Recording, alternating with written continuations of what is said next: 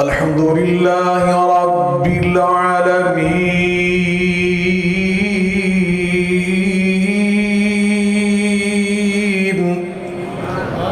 والصلاة والسلام على سيد المرسلين وعلى آله وصحبه أجمعين سبحانك لا علم لنا إلا ما علمتنا إنك أنت العليم الحكيم رب اشرح لي صدري ويسر لي أمري واحلل عقدة من لساني يفقه قولي أما بعد فأعوذ بالله من الشيطان الرجيم بسم الله الرحمن الرحيم يا أيها الذين آمنوا قوا أنفسكم وأهليكم نارا وقودها الناس والحجارة عليها ملائكة غلاظ شداد عليها ملائكة غلاظ شداد لا يعصون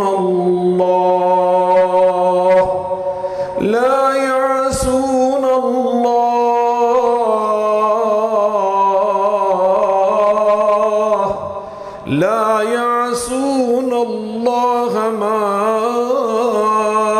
أمرهم ويفعلون ما يؤمرون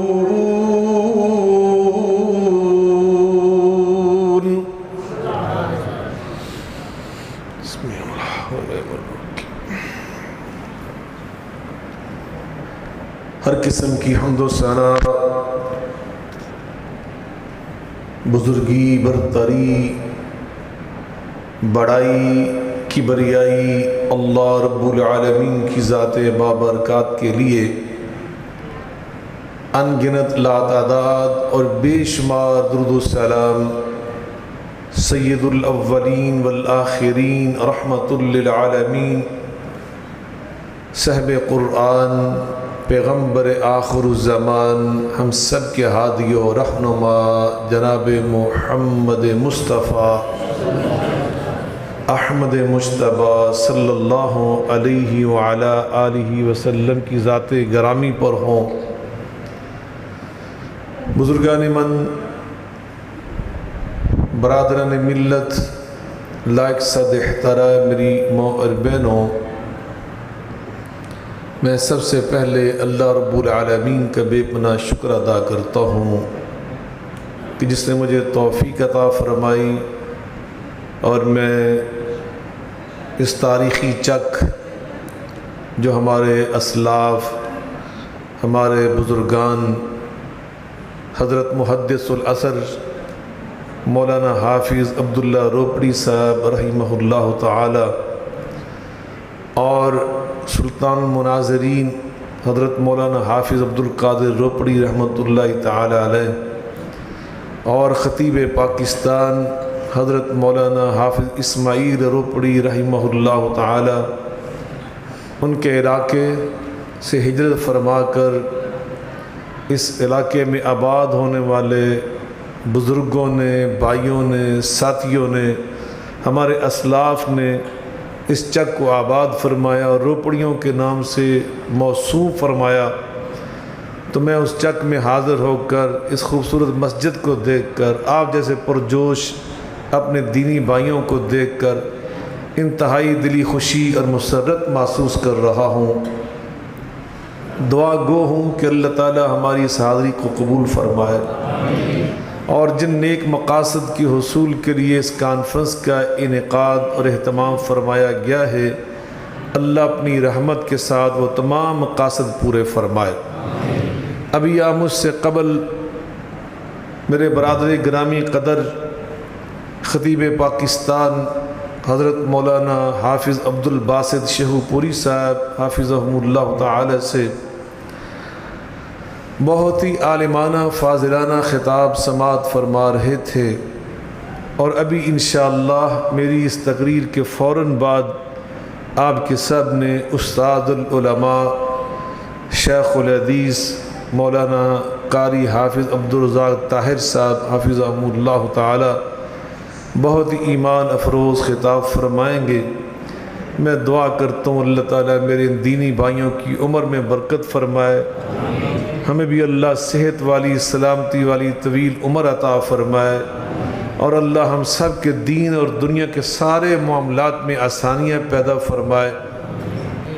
یقیناً میں اس کانفرنس میں حاضر ہونے کے لیے اپنے ذہن میں ایک تقریر کا تانا بانا بن کر لایا تھا کہ میں یہ بیان کروں گا۔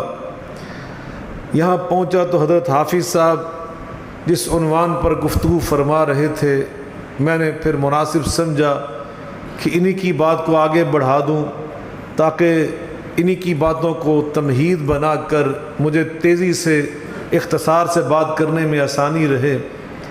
لیکن مجھے ایک فاضل نوجوان ابھی یہاں سے اٹھ کر کان میں ایک عنوان دیا، اور میری یہ ذمہ داری ہے کہ مقامی جماعت اپنے علاقے کی مناسبت سے، اپنے ماحول کی مناسبت سے جو بہتر عنوان سمجھتے ہیں وہی خطیب سے، مقرر سے، مہمان سے تقاضا کرتے ہیں، تو ان کا احترام کرنا چاہیے۔ چنانچہ میں نے ان کی اس تجویز کو، ان کے اس مشورے کو یا ان کے اس تقاضے اور مطالبے کو پذیرائی دی، اور میں انشاءاللہ کوشش کروں گا کہ میری ساری تقریر ان کے اس مطالبے کے مطابق اس عنوان پر ہو جس کی مناسبت سے میں نے ابھی خطبہ مسنونہ کے ساتھ قرآن مجید فرقان حمید کی ایک آیہ مبارکہ تلاوت کی ہے۔ عنوان یہ ہے کہ ہمارے گھر کیوں ٹوٹتے ہیں۔ ہمارے گھر مل کے بول لیں کہ تھک گئے ہو تو دعا کر لیجیے۔ تسی وہاں کے بہت دور پہ گئے میرے کو، اللہ برکت دے، دل پہ آئیں گے انشاءاللہ، اللہ کو سلامت رکھے۔ تازہ دم ہے گے جی، یہ تو حضرت دی مہربانی ہے کہ انہوں نے سچی آدھا ٹائم مینو دیتا ہے۔ حق ان کا تھا کہ وہ پہلے سٹیج پہ تشریف لائے، آپ کے گاؤں میں پہلے تشریف لا چکے تھے، اور ہم تو روزانہ بھگتتے ہیں کہ مولوی تو پہلے تقریر کرنا ضروری سمجھتا ہے، لیکن یہ مولوی دیکھو کیسے نہیں ایثار کیا انہوں نے۔ اللہ نے کچھ جزائے خیر عطا فرمائے، مجھے خود ٹیلی فون کر کے فرمایا کہ آپ آ جائیں، پہلے آپ تقریر کریں، تو یہ ان کی محبت ہے، اللہ انہیں اس کا اجر عظیم عطا فرمائے۔ عنوان یہ دیا کہ آج ہمارے معاشرے میں گھر کیوں ٹوٹ رہے ہیں۔ ابھی پچھلے ہفتے میرا ایک ٹی وی پروگرام تھا، اور اس پروگرام میں ہمارا موضوع یہ تھا کہ خلا لینا اتنا آسان ہو چکا ہے پاکستان کی عدالتوں میں کہ بعض اوقات خامد کو اطلاع بھی نہیں ہوتی اور خلا ہو چکا ہوتا ہے اور گھر ٹوٹ جاتا ہے۔ تو یہ گھر کیوں ٹوٹ رہے؟ انشاءاللہ میں کوشش کروں گا کہ صرف 20 یا 25 منٹ یا حد 30 منٹوں میں اپنی بات کو سمیٹ لوں اور اسی عنوان پر بات کروں۔ اللہ تعالیٰ نے قرآن مجید فرقان حمید میں ہمیں ایسے اصول زندگی سکھائے ہیں، اور نبی کریم رؤوف الرحیم محسن انسانیت صلی اللہ علیہ وآلہ وسلم نے ہمیں انہی اصولوں کی تفصیلات بیان کر کے بھی اور عمل کر کے بھی دکھائی، جن پر عمل پیرا ہو کر آج بھی ہم اپنے گھروں کو جنت کا نمونہ بنا سکتے ہیں۔ نبی کریم علیہ السلام نے فرمایا خیر متاع الدنیا، آقا فرماتے ہیں دنیا کلھا متاع، دنیا کی ساری زندگی یہ ایک فائدہ ہے، اللہ کی نعمتوں کا نام ہے۔ ابھی ہم کنوں کھا رہے تھے، کنوں اللہ کی نعمت، امرود کھا رہے ہیں اللہ کی نعمت، بیر کھا رہے ہیں اللہ کی، مل کے بولیں یہ جو پھل فروٹ آپ کھاتے ہیں نا پاکستان میں، ایسے پھل فروٹ دنیا میں کہیں اور نہیں ہے۔ یہ بھی میں آپ کو بتا دوں، پاکستان کے کنوں جیسا کنوں دنیا میں کہیں نہیں۔ میں آج ایک پڑھ رہا تھا، آج میں نے عجیب ایک آرٹیکل پڑھا، ایک آدمی نے پاکستان، اس نے خواب دیکھی کہ میں نے، وہ امریکہ میں رہتا ہے، کہ امریکہ میں ایک بہت بڑا میں نے ہوٹل بنایا جس میں پکانے والے برتن بھی مٹی کے ہیں اور جن میں میں کھانے پیش کر رہا ہوں وہ بھی مٹی کے ہیں۔ چنانچہ اس نے بڑی مصیبتوں کے ساتھ پاکستان سے وہ مٹی کے برتن بنوائے، خیر وہ بڑی مشکلات سے امریکہ میں لے جانے میں کامیاب ہوا، تو وہاں انہوں نے پابندی لگا دی کہ فلاں فلاں فلاں ملکوں سے مٹی کے برتن، اٹلی کا پتہ نہیں کس کس ملک کا نام لکھا ہے، ہم نے برتن منگوائے، لیکن ان میں تحقیق کے بعد ایسی چیزیں نکلی ہیں جو ہمارے امریکہ میں قابل استعمال نہیں ہو سکتی، نقصانات ہیں۔ جب انہوں نے اس کے برتن بھی لیبارٹری میں بھیجے جو پاکستان کی مٹی سے بنے تھے، تو اس لیبارٹری نے جو وہاں اس کو سرٹیفکیٹ جاری کیا ہے، اس میں انہوں نے لکھا ہے کہ یہ عجیب کسی کمپنی میں بنے ہیں، کسی فیکٹری میں بنے ہیں کہ جنہوں نے اس قدر اہتمام کیا ہے کہ ان میں ایک جراثیم بھی نہیں ہے۔ اور انہوں نے اس نے لکھا کہ مجھ سے مطالبہ کیا اس فیکٹری کا نام بتاؤ، اس کارخانے کا نام بتاؤ، تاکہ ہم لکھ دیں کہ امریکہ میں اگر اس کمپنی کا برتن آئے گا تو آج کے بعد اس کو چیک نہیں کیا جائے گا۔ تو اس نے مسکرا کے لکھا، میں کو کیسے بتاؤں کہ یہ پاکستان میں کسی کارخانے نے نہیں بنا ہے، میرے گاؤں کے ایک کمہار نے بنا ہے۔ یعنی پاکستان کی مٹی میں اللہ نے اتنی برکت رکھی، اتنی تاثیر رکھی ہے، جو عام تم کھاتے ہو دنیا میں کسی کے پاس نہیں۔ تو میں عرض کر رہا تھا، نبی پاک صلی اللہ علیہ وسلم فرماتے ہیں الدنیا کلھا متاع، یہ دنیا جو ہے یہ ساری کی ساری اللہ کی نعمتوں کا نام ہے۔ وخیر متاع الدنیا المرأة الصالحہ، مگر ان ساری نعمتوں میں سب سے بہترین نعمت نیک بیوی کا نام ہے۔ جب گھر بنایا جاتا ہے، گھر کسی سوسائٹی کی اکائی ہوتی ہے، کسی معاشرے کا، کسی گاؤں کا، کسی شہر کا، کسی ڈسٹرکٹ کا، کسی ڈویژن کا، کسی صوبے کا، کسی ملک کا، کسی اسٹیٹ اور ریاست کی اکائی، پہلا اس کا جو پرائمری یونٹ ہے اس کا نام گھر ہے، اور گھر تشکیل پاتا ہے خامد اور بیوی سے۔ نبی کریم علیہ الصلوۃ والسلام نے ہمیں پہلی اکائی قائم کرنے کے لیے کیا اصول زندگی عطا کیا کہ کن بنیادوں پر اس پرائمری یونٹ کو قائم کرو۔ آقا فرماتے ہیں تنکح المرأة لا تنکح المرأة الا لاربعین، فرمایا جب بھی بیوی کا انتخاب کرو تو 4 خوبیاں ضرور دیکھا کرو، اور ان میں سب سے اعلیٰ خوبی آقا فرماتے ہیں وَلِدِينِهَا فَاظْفَرْ بِذَاتِ الدِّينِ، دین والی بیوی تلاش کیا کر اگر تو کامیابی چاہتا ہے، کل آنے والی تیری اولاد اور تیری نسل کی پہلی درسگاہ وہ تیری بیوی نے بننا ہے۔ ہمارے بڑے فرمایا کرتے تھے مرد پڑا تو فرد پڑا، مرد پڑا تو کیا پڑا، گلاں سمجھ آن رہی ہیں کیوں جناب؟ خوش رجیاں گلاں نے موضوع ایسا تو ہی دیتا ہے۔ اور ادھر ایک بزرگ اٹھ کے آئے نے، کی نام جناب دا؟ بھائی عبدالعظیم میرے کان چکایا کثرت نہ قرآن پڑھ کے سنایا جی، یا موضوع سن لو یا کلا قرآن سن لو، کہ دوویں سننے جی ہیں روپڑیوں چوپڑیاں نالے دو نالے آدھی مرضی دا موضوع سننا ہے، نالے اللہ دا قرآن سننا ہے۔ انشاءاللہ اللہ کو سلامت رکھے، انشاءاللہ سارا کچھ بیان کریں گے، لیکن منٹ پیچھے 5 رہ گئے رہے، یہ بھی یاد رکھیا جی۔ 30 منٹ میں تقریر کرنی، 5 منٹ ہوگی، 5 منٹ باقی نہیں انشاءاللہ۔ میرے آقا علیہ السلام نے فرمایا جزاکم اللہ خیرہ فَاظْفَرْ بِذَاتِ الدِّينِ، اگر اس یونٹ کو کامیاب بنانا چاہتے ہو تو اس گھر میں اس کو لا کے بٹھاؤ جو بیوی تیری دین والی، جو بیوی تیری، مل کے بولیں، زور سے بولیں، دیندار بیوی۔ اسلاف فرمایا کرتے تھے مرد پڑا تو فرد پڑا، خاتون پڑی تو خاندان پڑا۔ جو خاتون ہے اس نے پورا خاندان اس کو سبق دینے۔ آپ اپنے آپ پہ غور کریں، میں اپنے آپ پہ غور کر رہا ہوں، کتنی دین کی ایسی باتیں ہیں اور کتنی اتنی دعائیں ہیں نبی پاک صلی اللہ علیہ وسلم کی جو مجھے اور آپ کو یاد ہیں، جو ہم نے مدرسے میں بعد میں آ کے پڑھی تھی یا سنی تھی یا سیکھی تھی۔ پہلے وہ دعائیں ہمیں ہماری ماں نے یاد کروائی۔ سونے کی دعا میرا خیال کوئی ایسا بچہ نہیں کہ جن وہ دعا دی ماں یاد نہیں کروا دی۔ کیوں جی ایسے ہی ہے؟ ٹلے ٹلے بولن ڈے ماما نو ویری کو نہیں نا موبائل تو اس واسطے میرا تو ٹلے ہو گئے جی۔ نہیں الحمدللہ بھی ہیں ایسے گھر، ہماری بیٹیاں ایسی ہیں، ہماری بہنیں ایسی ہیں جو اپنے بچوں کو سونے سے پہلے سونے کی دعا یاد کرواتی ہیں، کلمہ یاد کرواتی ہیں، اعوذ باللہ یاد کرواتی ہیں، بسم اللہ پڑھاتی ہیں، سورہ فاتحہ یاد کرواتی ہیں۔ کتنی مسنون دعائیں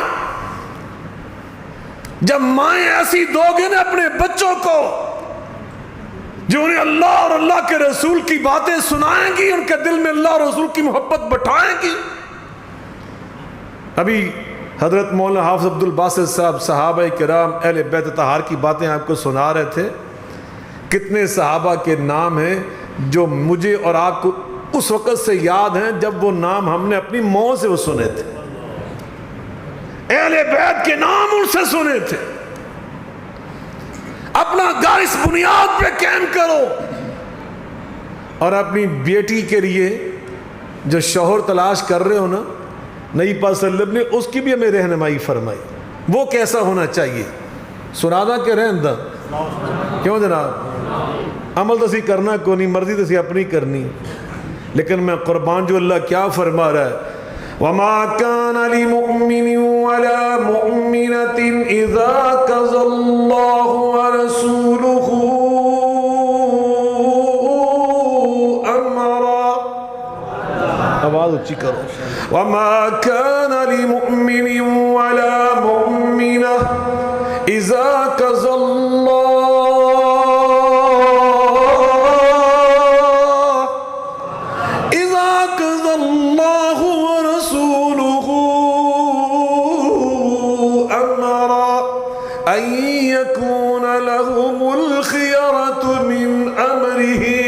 وَمَن يَعْصِ اللَّهَ وَرَسُولَهُ فَقَدْ ضَلَّ ضَلَالًا مُبِينًا۔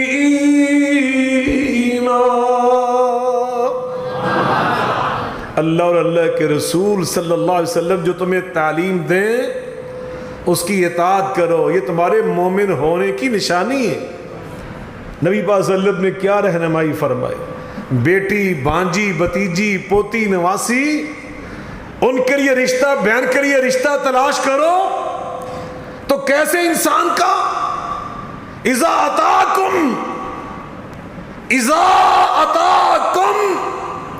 من ترضون دینہ وخلقہ فزوجوہ فإن لم تفعلوا فتکن فتنۃ فی الارض وفساد عریض۔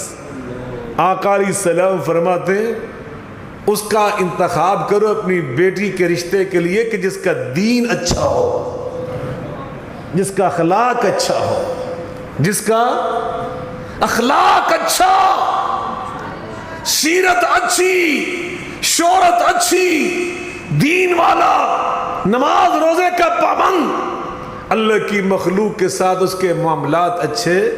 فرمایا اس سے رشتہ طے کر لو۔ اگر تم نے ایسا نہ کیا تو پھر نتیجہ کیا نکلے گا، فَتَكُنْ فِتْنَةٌ فِي الْعَرْضِ وَفَسَادٌ عَرِيضٌ، پھر اللہ کی زمین فتنوں سے بھر جائے گی، فساد سے بھر جائے گی، طلاقیں ہو رہی ہیں، خلا ہو رہا ہے، لڑائیاں ہو رہی ہیں، فتنہ کھڑا گھروں میں۔ تو یہ ہے سب سے پہلی بنیاد۔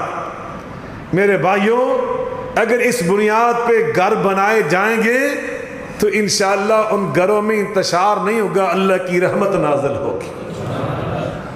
جس گھر میں قرآن پڑھا جائے، اللہ اکبر، آپ نے بھی دیکھا ہوگا، میں نے تو اپنی آنکھوں سے یہ منظر اپنے گھر میں دیکھا ہے، واللہ ہماری مائیں، ہماری خالہ، میں نے ان کو دیکھا ہے، روزانہ ان کی تلاوت 7 پاروں پر مشتمل ہوتی تھی، ان کی منزل جو روزانہ کی 7 پارے ہوتی تھی، اور جس گھر میں 7 پارے قرآن پڑھا جائے اس گھر میں شیطان داخل ہو سکتا ہے؟ نبی پاک صلی اللہ علیہ وسلم نے تو یہاں تک گارنٹی دی، گھر والا بسم اللہ پڑھ کر گھر کا دروازہ بند کر دے تو شیطان اپنے چیلوں سے کہتا ہے ہم اس گھر میں داخل نہیں ہو سکتے۔ بسم اللہ پڑھ کے کھانا شروع کرے تو اپنے چیلوں سے کہتا ہم یہاں سے ایک لقمہ نہیں اٹھا سکتے۔ اور جس گھر میں کئی پارے قرآن پڑھا جائے، اللہ قرآن میں فرماتا ہے اقیم الصلاة لدلوک الشمس الى غسق اللیل،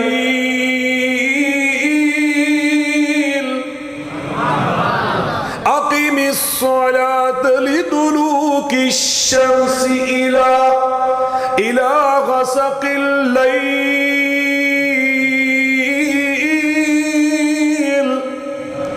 وقرآن الفجر وقرآن الفجر إن قرآن الفجر كان مشهودا۔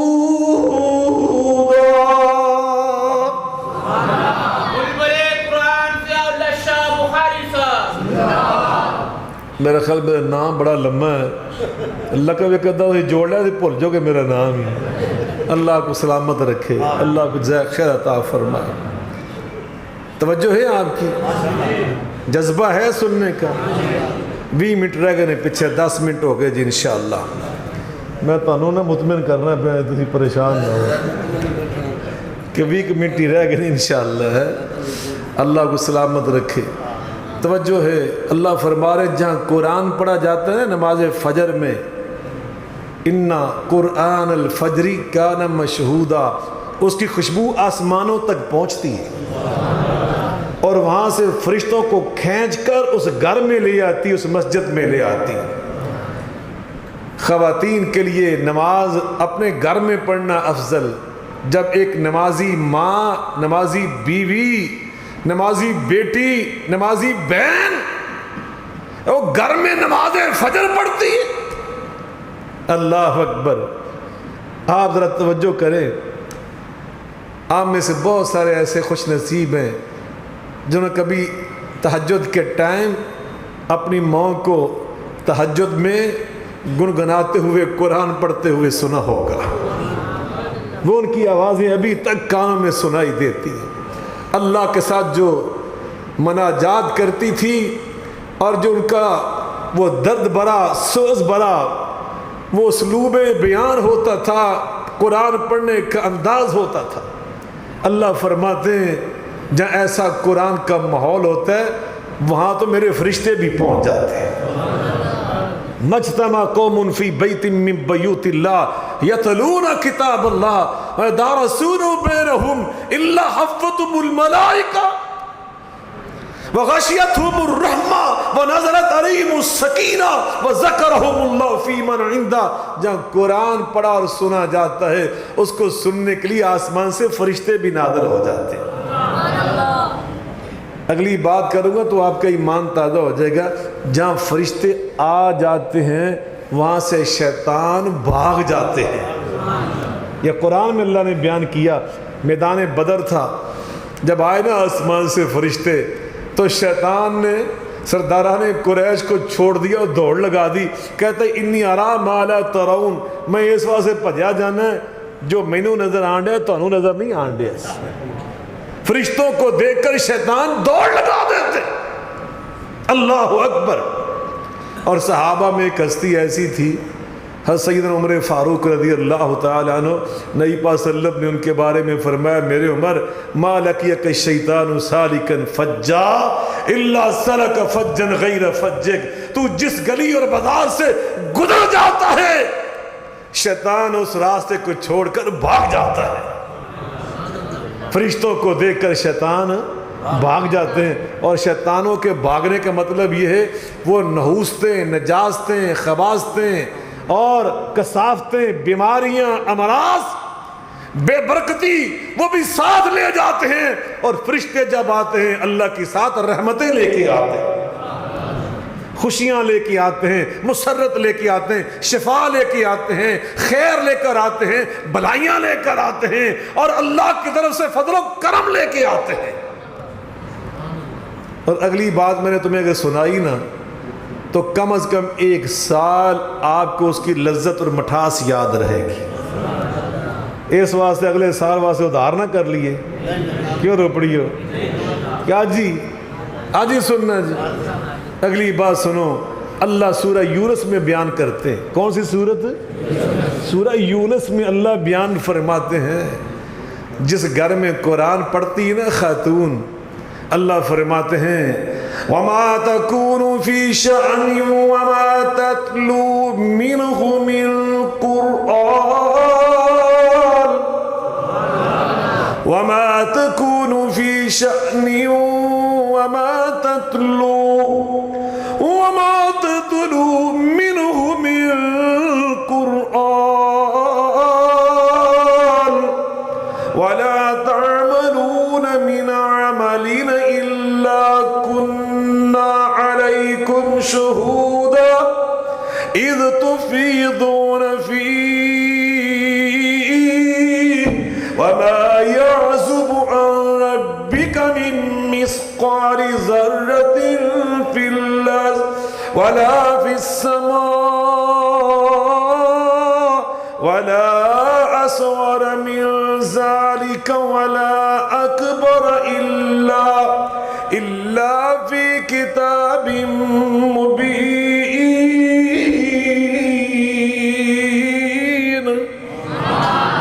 میرے اللہ فرماتے ہیں اللہ اکبر، وَمَا تَتْلُو مِنْهُ مِنْ قُرْآنٍ، جب کسی گھر میں قرآن پڑھا جاتا ہے تو وہاں میرے فرشتے تو آتے ہی ہیں۔ کیا میرے اللہ نے فرمایا؟ ذرا دل متوجہ کر کے سننا، إِلَّا كُنَّا عَلَيْكُمْ شُهُودًا، وہاں اس قرآن کو سننے کے لیے میں اللہ خود حاضر ہو جاتا ہوں، میں خود اللہ۔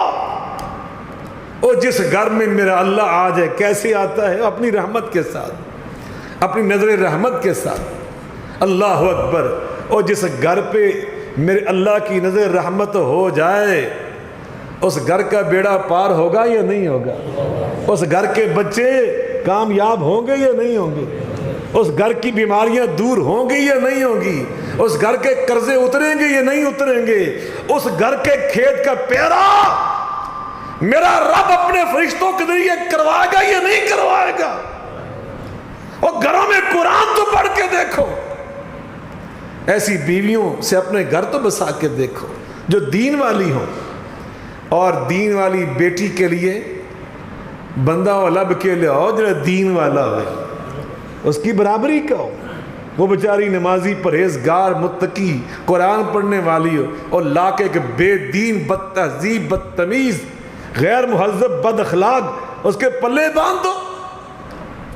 نبی کریم علیہ السلام کے پاس ایک بچی آئی، صحابیہ، اس نے کہا اللہ کے رسول صلی اللہ علیہ وسلم میں اپنے بابا کی شکایت کرنا چاہتی ہوں، میرا باپ میرا رشتہ اپنے حقیقی بھتیجے کے ساتھ کرنا چاہتا ہے کہ جس کا اخلاق اچھا نہیں ہے، اور اس لیے اس کے ساتھ کرنا چاہتے لِيَرْفَعْ خَسِيسَتَهُ، تاکہ اپنے اس بھتیجے کی جو شہرت اچھی نہیں ہے اس کو بہتر کرنا چاہتا ہے معاشرے کے اندر، میرا رشتہ اس کے ساتھ کر کے۔ میرے آقا علیہ السلام نے فرمایا بیٹی میں تجھے حق دیتا ہوں، اگر تو اس کو پسند نہیں کرتی اور دین کے لحاظ سے اپنے برابر نہیں سمجھتی، میں یہ رشتہ کبھی نہیں ہونے دوں گا۔ اس بیٹی نے کہا نہیں اللہ کے رسول، میں بس یہ دنیا کو پیغام دینا چاہتی تھی کہ میرے نبی پاک کے دین میں بیٹیوں کا بھی کوئی حق ہے، انہوں نے بھی خیال رکھا کرو، میں توس تاندی نہ کریا کرو۔ اللہ اکبر، انسان ہے وہ انسان، ان کو دین پڑھاؤ، قرآن والی، ایمان والی، دین والی، تقوی والی بناؤ، اور پھر ان کے لیے رشتے بھی کیسے ڈھونڈ کر لاؤ۔ اچھی ماں کسی گھر میں ہوگی نا تو پھر بچوں کی تربیت کا ہم سوچ سکتے کہ اچھی تربیت ہوگی۔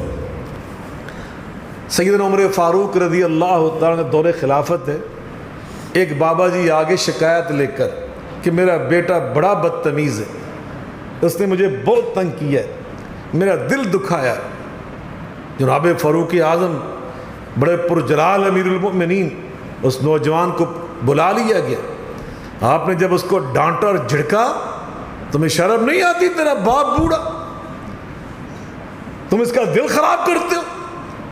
اس نوجوان نے جو عذر پیش کیا، حضرت عمر فاروق اس عذر کو سن کر بالکل ٹھنڈے ہو گیا، آپ کا غصہ ختم ہو گیا، آپ نے اس نوجوان کو معاف کر دیا اور بابا جی کو آپ نے جھڑکا۔ وہ عذر پتہ کیا پیش کیا؟ وہ سنیے ذرا۔ اس نے کہا امیر المؤمنین میرے بابا سے پوچھو اس نے مجھے ماں کیسی دی ہے۔ جب اس نے مجھے ماں علم سے آری، عمل سے آری ایسی ماں دی جس نے میری کوئی تربیت کی نہیں، جب آپ نے تحقیق کی تو بابا جی نے تصدیق کی میرا بیٹا سچ کہہ رہا ہے، تو آپ نے فرمایا پھر شکایت کس چیز کی؟ اپنے آپ کو ملامت کرو کہ تو اپنے بیٹے کو اچھی ماں بھی نہ دے سکا۔ تو میرے بھائیوں، سب سے پہلا اپنا گھر بناؤ، قائم کرو یہ یونٹ تو دین کی بنیاد پر، ایمان کی بنیاد پر، اچھے اخلاق کی بنیاد پر۔ اور جب یہ اللہ قائم کر دے تو پھر دوسرا کام ہم نے کیا کرنا ہے وہ اللہ نے خود ہمیں سکھایا۔ سنیے سورہ الفرقان میں اللہ فرماتے ہیں والذین یقولون ربنا هب لنا من ازواجنا وذرياتنا قرة اعین والذین یقولون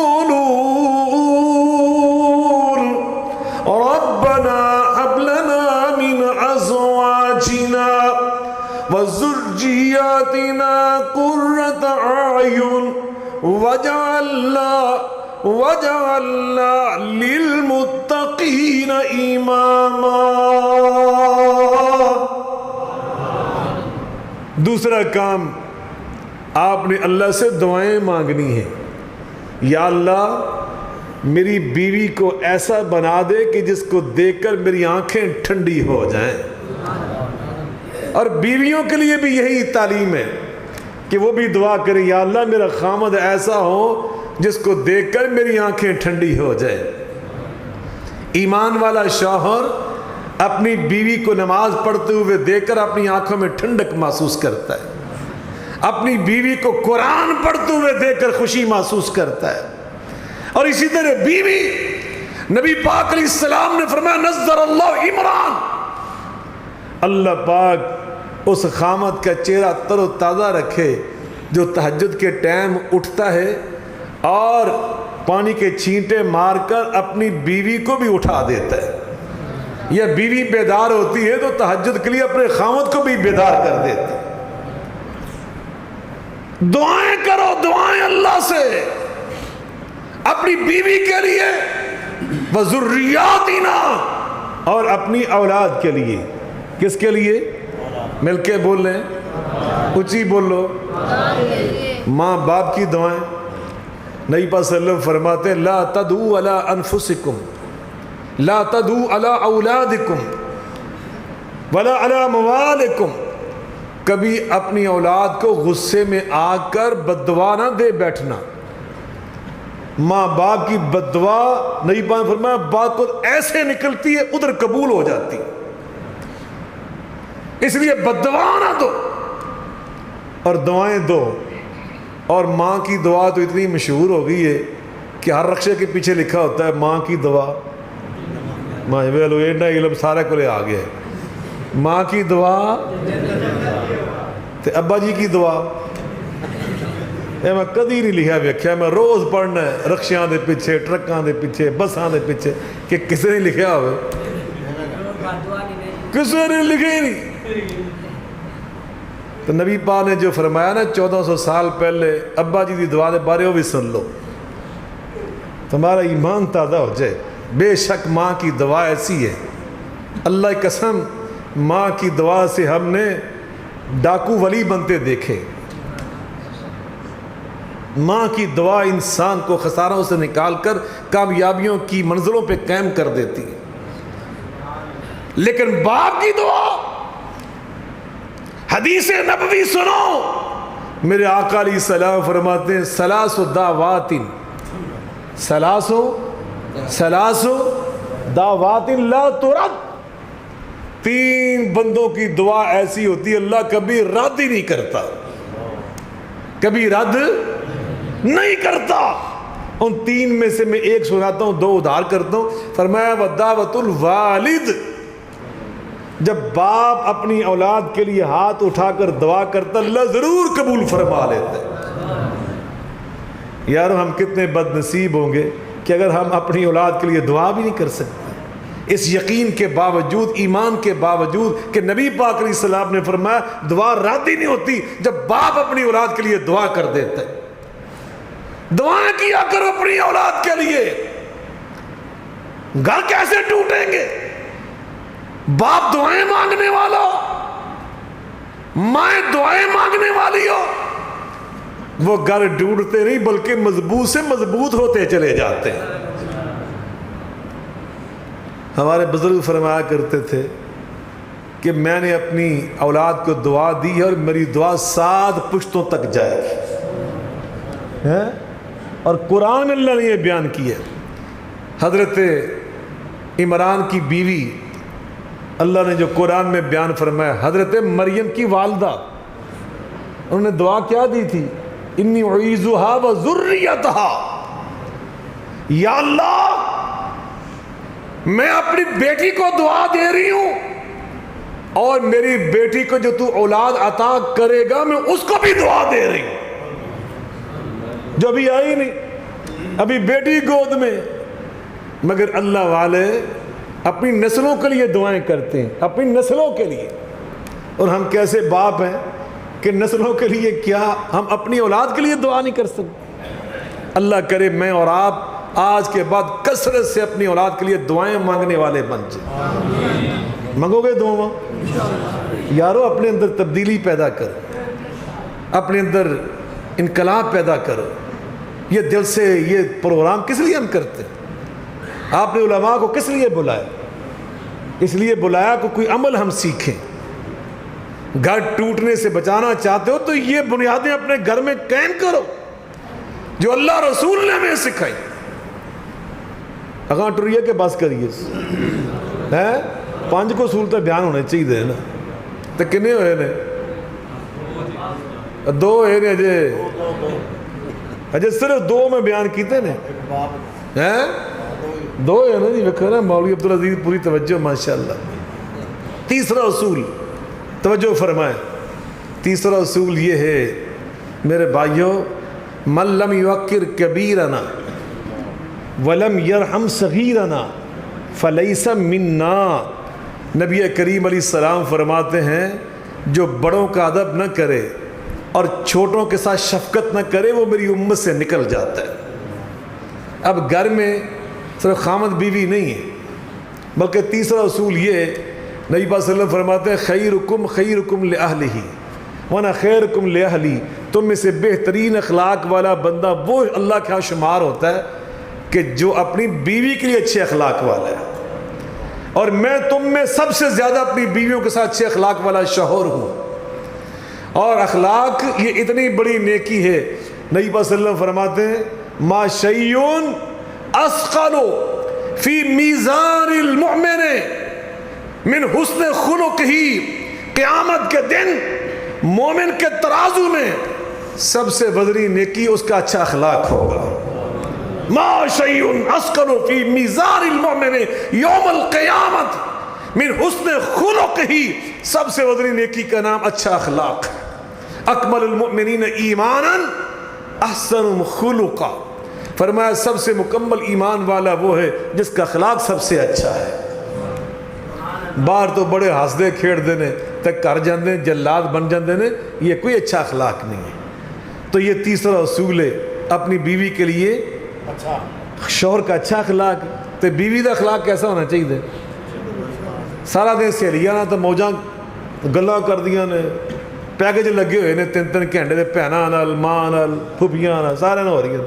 خامد بیچارہ آندا نہ کرو باہروں گھر آیا تو نال ہی جناب مصیبت پہ جائے۔ نہیں، ایسا نہیں ہے۔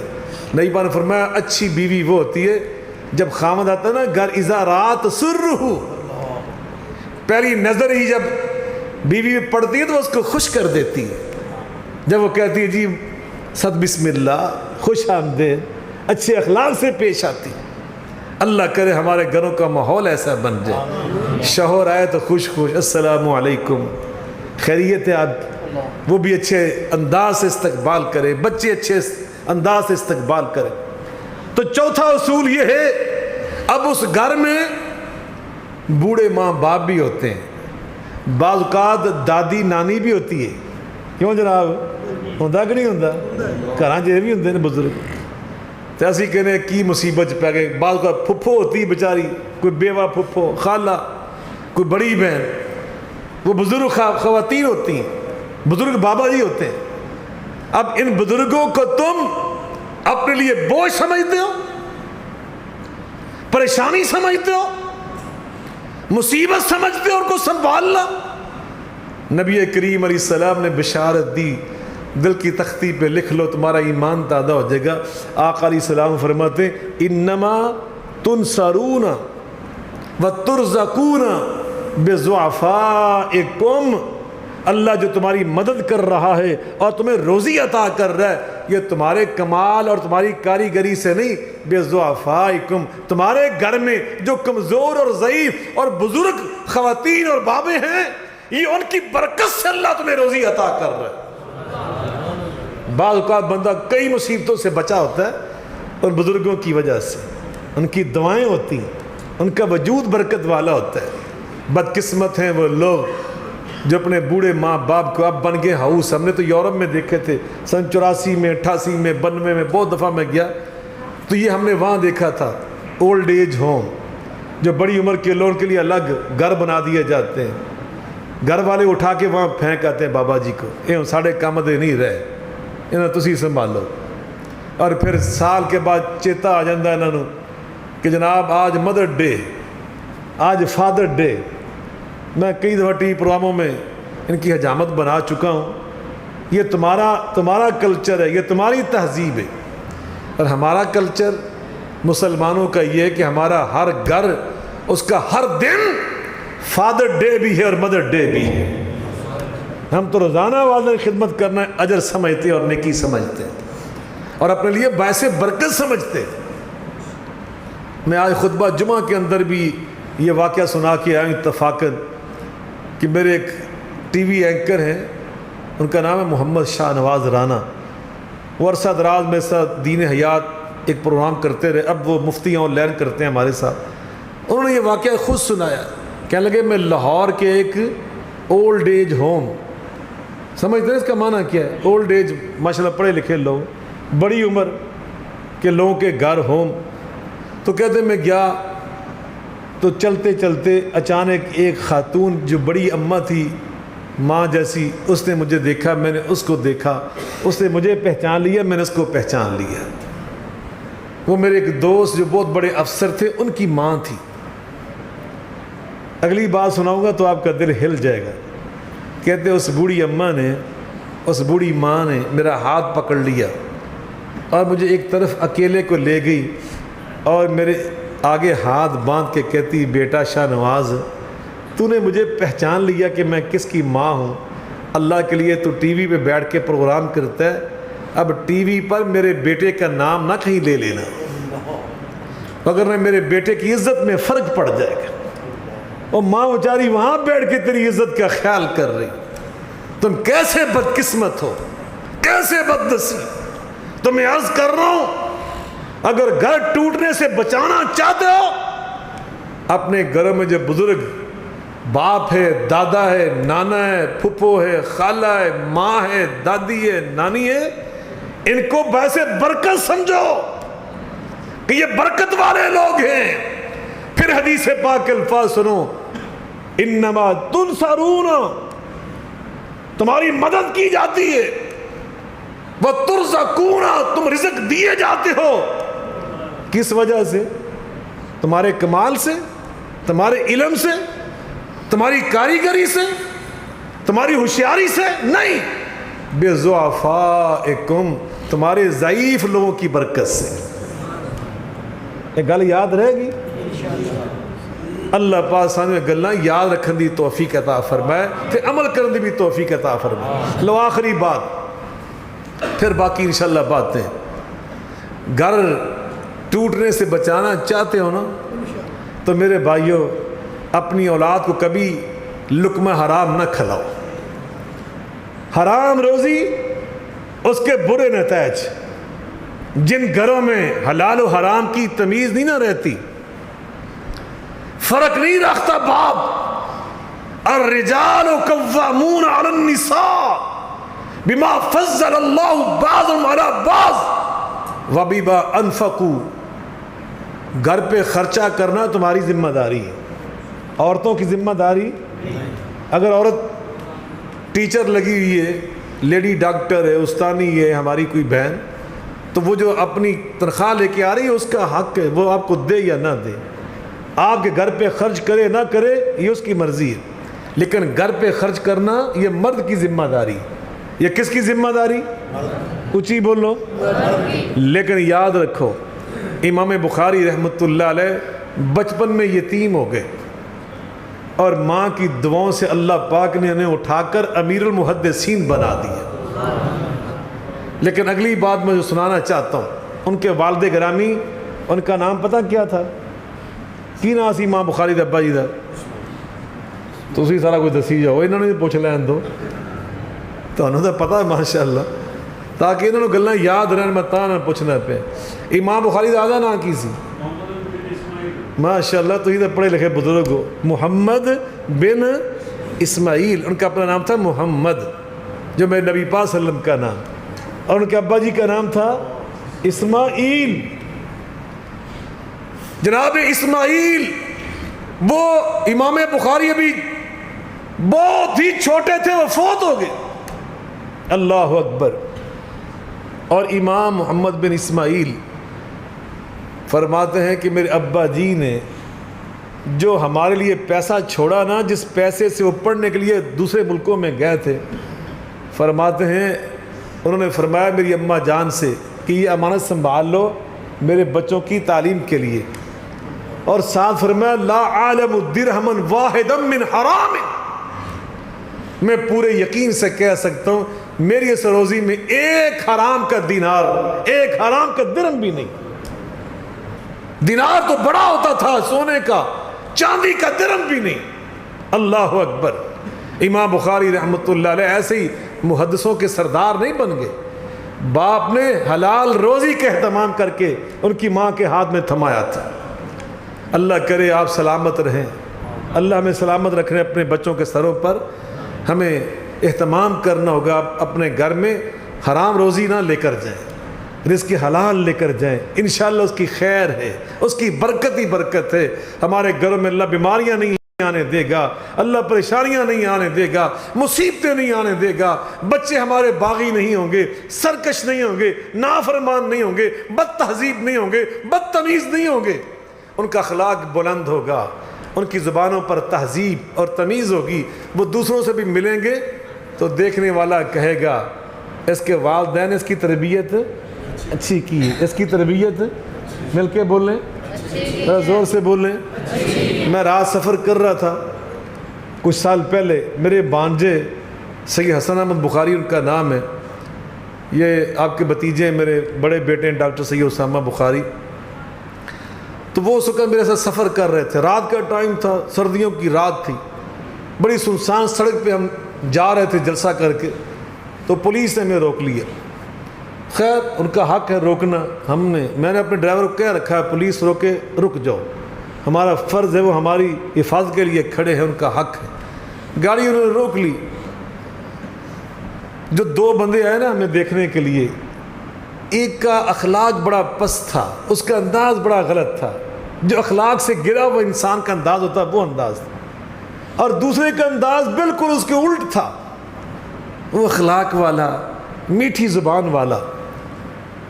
تو میرے بانجے سے رہا نہ گیا، جب ہم چلنے لگے نا فارغ ہو کر، تو اس نے کہا کہ یقیناً آپ کے والدین نے آپ کی تربیت اچھی کی ہے۔ دوسرے سے کچھ نہیں کہا کہ تیرے ماں پیو نے تیری تربیت اچھی نہیں کی تھی، انہوں نے چھاڑ دیتا۔